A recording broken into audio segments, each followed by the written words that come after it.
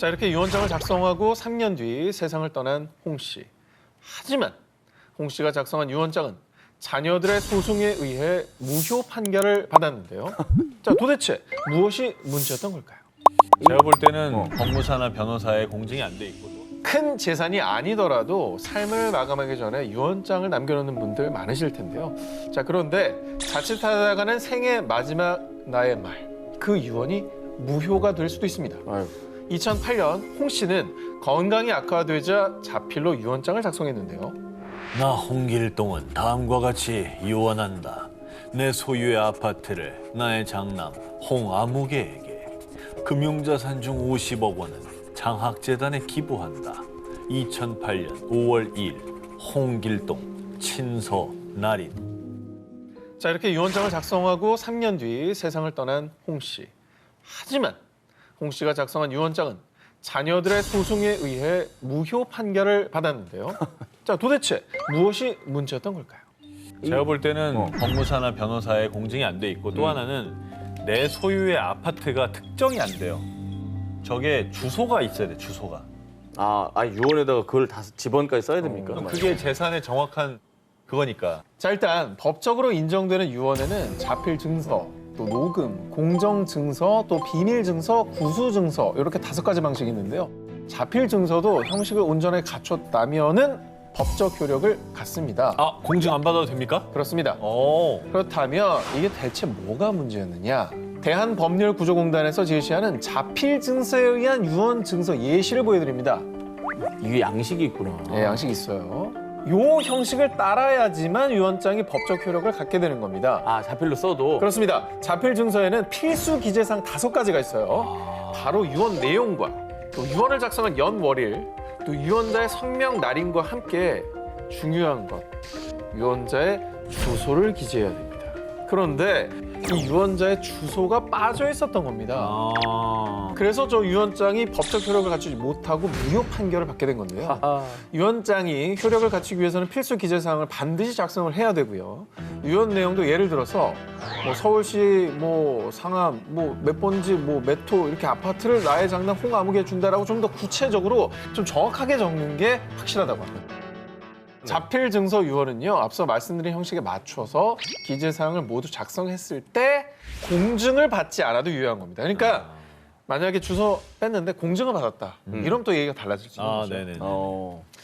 자, 하지만 제3자의 인증을 받고 싶거나 좀 더 확실히 하고 싶다라는 분은 증인 2명이 참석한 가운데 공증인을 통해서 공증을 받으시면은 공정증서에 의한 유언으로 효력을 발생할 수 있다고 합니다. 자, 이처럼 유언 방식에 따라 작성 방법과 효력이 다르니까요. 꼼꼼하게 알아보셔서 이번 사례처럼 또 본인의 뜻을 거스르는 일이 발생하지 않기를 바랍니다.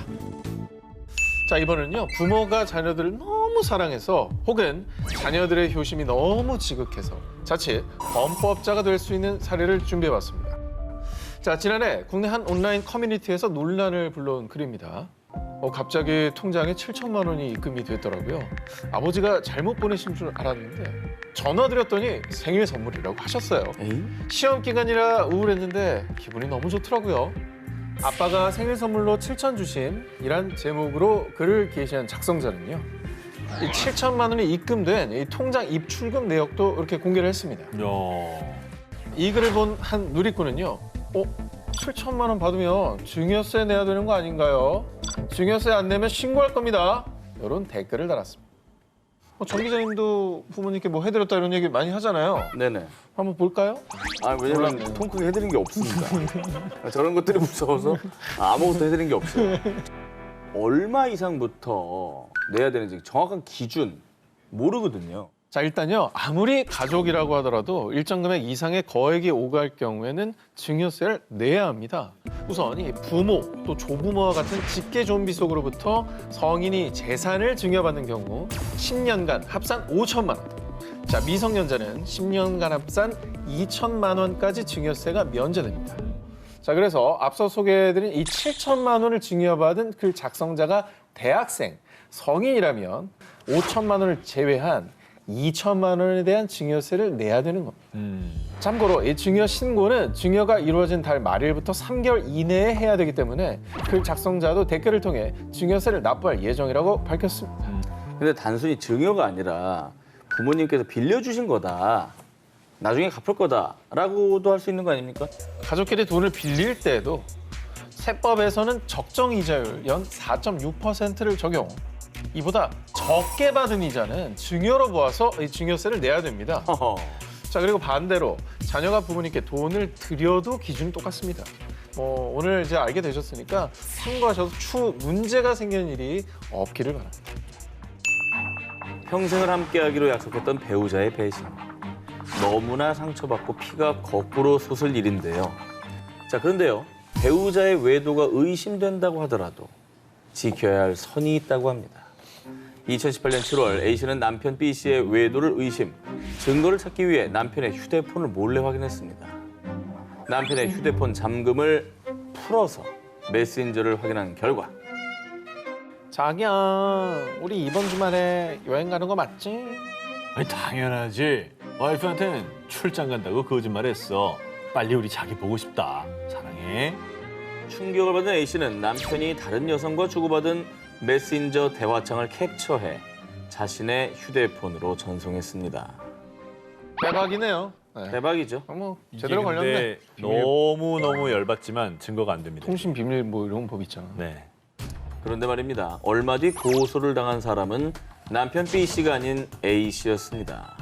아내가 몰래 자신의 휴대폰을 훔쳐봤다는 사실을 알아챈 남편 B씨가 A씨를 정보통신망법 위반으로 고소한 것이지요.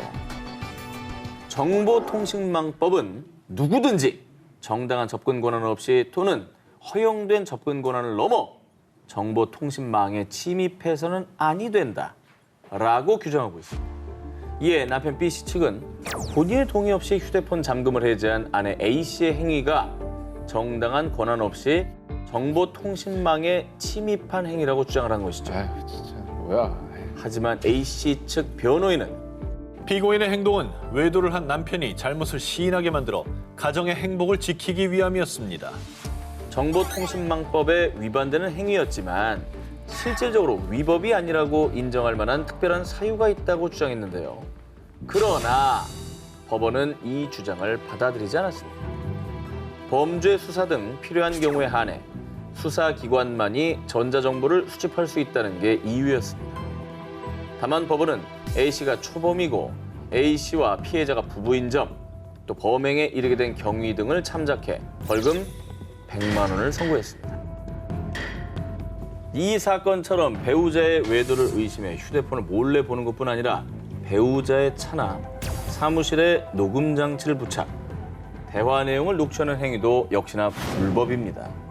하지만 행위의 동기와 목적이 정당하다고 판단이 되면 예외로 간주됩니다. 그래서 무죄가 되기도 하죠. 아, 그래요? 이렇게 수집한 증거가 이혼 소송과 가사 소송에서는 상대방의 잘못을 입증하는 자료로 활용될 수도 있다고 합니다. 그건 그거고 저건 또 저거라고 생각해 그렇죠. 주네.